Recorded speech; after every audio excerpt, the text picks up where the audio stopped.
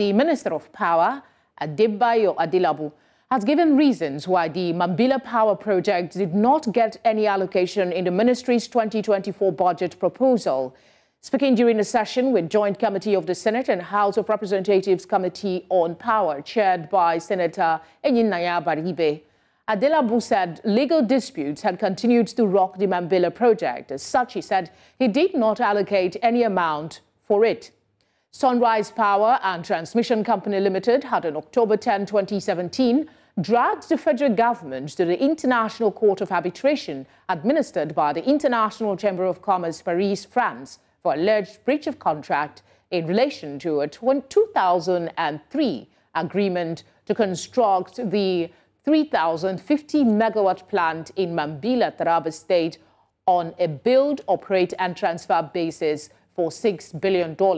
However, Adelabu told the senators and members of the House of Representatives that it is under international arbitration, and he deliberately removed the Mambila project from the ministry's 2024 budget proposal, adding that until it is resolved, nothing can be done about it. Speaking on the Zungeru hydropower project, the minister said it was almost completed. Nigeria witnessed another collapse of its national grid on Monday, leading to a crash in power generation from 4,032.8 megawatts around 1 p.m. local time to 43.5 megawatts at about 2 p.m. local time the same day. Power generation figures obtained from the Transmission Company of Nigeria showed that electricity on the system moved up to 115.4 megawatts around 3 p.m. before rising further to 240.9 megawatts at about 4 p.m. on Monday. It climbed to 544.9 megawatts at 5 p.m. and continued the upward trend as TCN strives to restore the national grid on Monday afternoon till in the evening. Spokesperson of the transmission company, Ndidi Mbah, confirmed the collapse of the grid, but was quick to state that the system was restored by TCN engineers. To discuss this, we're joined by Temitope Kolade, Senior Manager and Lead ESG and Climate Change Services at Andersen. Thank you very much for joining us. What are the broader implications of the legal disputes surrounding the Mambila Power Project for Nigeria's energy sector, and how might the absence of budgetary allocation impact the country's efforts to address its power challenges? Thanks, Felicity, for having me. I mean, I'm not sure that would create a lot of setback to the sort of development that we want in the country, because it's really about generation. And to my mind, the critical issues bedeviling the power sector in Nigeria stems from distribution to transmission, and generation would be almost the least of the problem at the moment.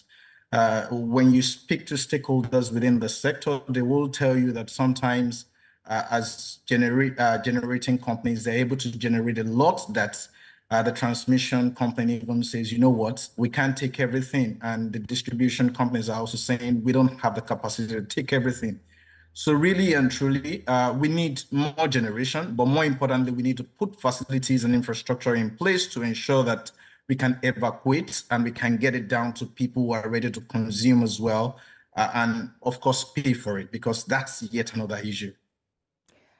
I mean, considering the significance of the project in Nigeria's energy development plans, what alternative strategies or steps could the Ministry of Power adopt to address the impasse caused by the ongoing legal disputes and ensure some progress is made towards meeting the nation's power generation targets?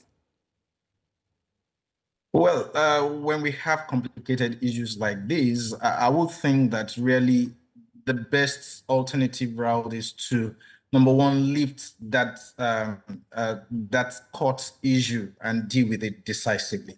There are other projects calling for attention, and we need to focus on those. To the extent that we have not fully aligned with the new electricity act that allows for decentralization, to my mind, again, I think that there is not so much to worry about the fact that we are not having some budgetary allocation for that project for this year.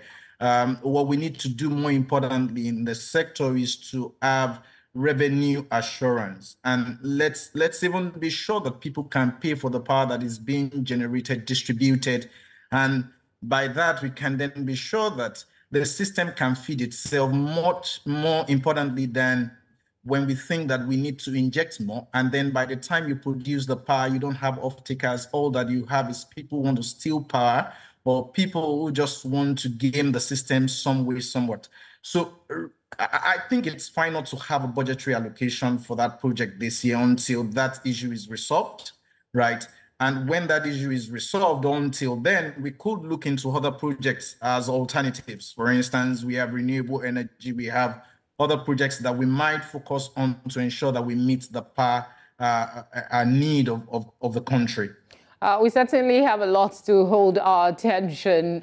We have the power grid collapsing again. What are the primary causes and contributory factors behind this recurrent event for Nigeria's national grid? And what measures, or should we say infrastructure upgrades, that might be necessary to mitigate such incidents in the future?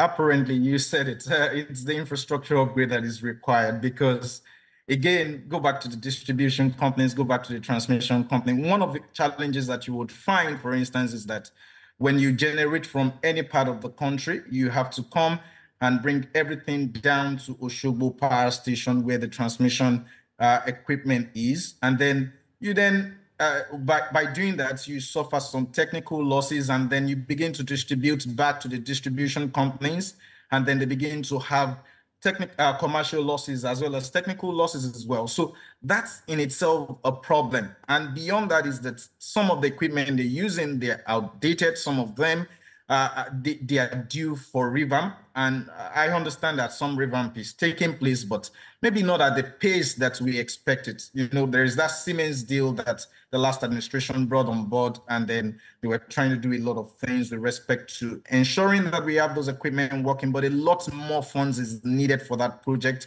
And there is a lot of overhaul that needs to be done with the infrastructure that we have transmitting power and distributing power. Sometimes the distribution companies are not ready to invest a lot into that, again, because they are in for the profit, and to the extent that consumers don't actually pay for as much as they should pay for. Again, we talk about metering, which is yet another issue.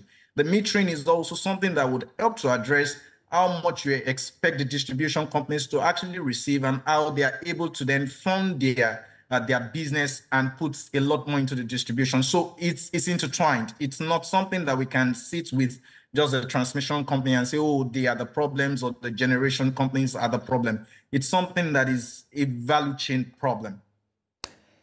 How does, we know it's a problem and we need to fix it, but let's look at the implication of the frequent collapse. How does these impact the country's economy and the daily lives of citizens, particularly considering the disruption it causes to power supply and the challenges it poses to businesses? Apparently a big challenge to every individual in the country, and more importantly to industrial facilities. When you think about how much you then need to provide power for yourself, whether using diesel, which now is above, per liter is above 1,000 naira. And that means a lot for those who have to, sometimes you find that even banking halls have to shut down at the particular time of the day because all they can afford is just some hours of powering their generators to ensure that they service people. That affects hospitals, it affects health, it affects virtually every part of the economy. We've found, industries or companies just exit the country just because they cannot power effectively, because it's not cost effective to continue to use diesel generators or other forms of generator to power their systems. So it has a great implication. And of course, the question would then be how to get out of that. I wish they listen. Thank you very much, Temitope, for sharing your time with us. We appreciate it. All right.